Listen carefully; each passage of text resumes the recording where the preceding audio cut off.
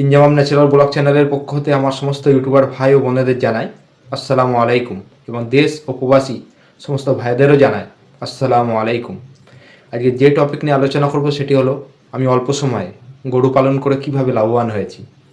আপনারাও এই টপিক অবশ্যই শিখে নেন, কারণ এখানে শিক্ষামূলক, এবং আমার যদি কোনো ভুল হয়ে থাকে আপনারা অবশ্যই আমাকে কমেন্টে জানাবেন যে এইভাবে করলে আরও ভালো ইনকাম হবে। তো আমি যেভাবে শুরু করেছি, শুরুতে আমার অবস্থা এতটাও ভালো ছিল না। আমি প্রথমে একটি গরু এনেছিলাম এবং সেই গরু পালন করে তাকে গাভিন করার পরে, মানে তার আগে আমার অবস্থা এতই খারাপ ছিল যে আমি ভোরবেলা হলে জালে যেতাম এবং লোকের জন খাটতাম। আমি একজন বিএ পাস করা ছেলে।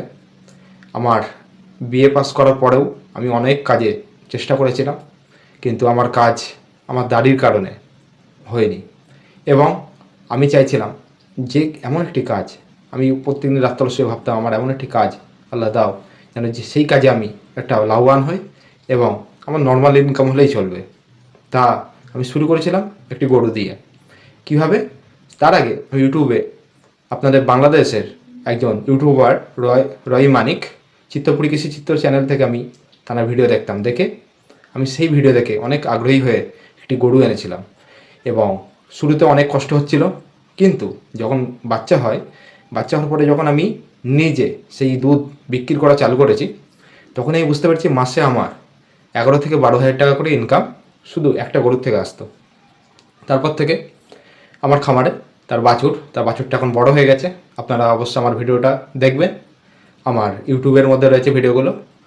আমার বাছুরটা কেমন বড় হয়ে গেছে এবং কুরবানির সঠিক যুক্ত হলে একটি ভালো দাম পেয়ে যাবো। এবং আমি আরেকটি গরু দেখেছিলাম, সেই গরুটা আমার চয়েস করা রয়েছে এবং সেখানে কিছু টাকা দেওয়া রয়েছে। সেটি খুব শীঘ্র আমার খামারে আসবে, আপনাদেরকে সেই ভিডিও দেখাবো।